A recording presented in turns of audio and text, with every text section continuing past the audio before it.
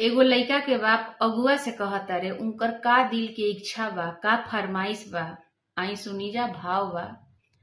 ना दहेज में सामान चाही, ना ही पाका के मकान चाही। सुनी अगुआ महान बाटे के अरमान, समधिनिया जवान चाही। सुनी अगुआ महान बाटे के अरमान, समधिनिया जवान चाही।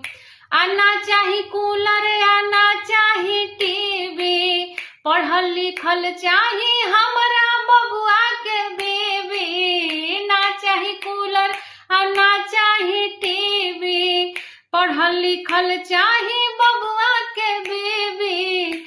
उनकर रूप रूपवान चाही, उनकर गुण गुणवान चाही। सुनी अगुआ महान बाटे के अरमान, समधिनिया जवान चाही।